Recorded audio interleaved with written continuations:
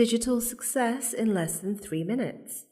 My name's Nicola James and I'm a chartered occupational psychologist.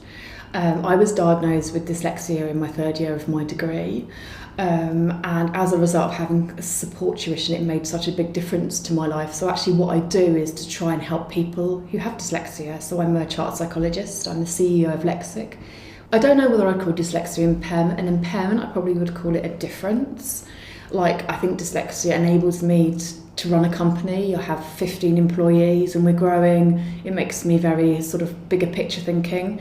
I think the thing I find harder is things like reading complex information, getting my thoughts down on page. So when I was at university, I used 3 assistive technologies. I used voice recognition, which is basically I speak and it types for me, like Dragon NaturallySpeaking. I used mind mapping software to help get my thoughts down on paper and structure my essays in a brainstorming way.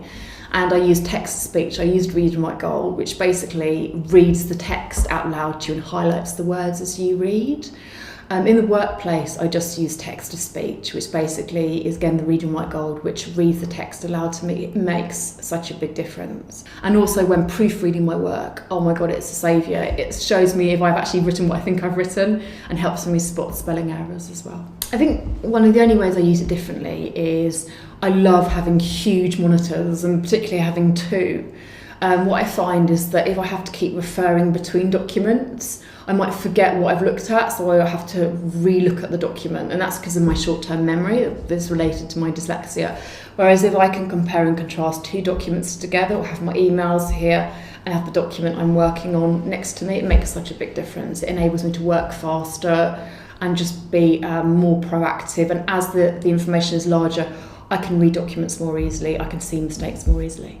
I think one of my superpowers is the gift of dyslexia, because by being given that, I did struggle, but through those challenges, I just wanted to make other people's lives easier. So I set Lexxic up to help other people who've been through what I'd been through. And it is challenging when you have dyslexia and you don't have the right tools.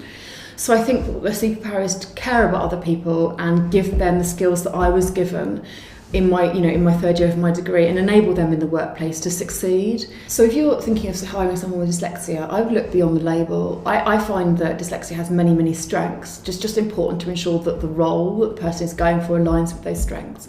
I have a team with people who have dyslexia and don't have dyslexia, and I find that people with dyslexia have many strengths, like coaching, working on a one-to-one, supporting people, giving presentations. And then other people that are really good at the detail might not be so good at the bigger picture, and together the team works really well. So I think it's important to recognise and look beyond the label, look at what people are good at and align those strengths with the role. And if you have dyslexia, make sure you don't give yourself such a hard time, and look at what you're good at and focus on what you're good at, because you'll find lots of doors open if you do that. This video was produced for Business Disability Forum in collaboration with BBC and Microlink, with thanks to Anya Otto from Atos, Joanna Wootten, age, disability and inclusion expert, Nicola James from Lexxic, Bepey from BBC, Smyth from Barclays, Hovey from Lloyds Banking Group,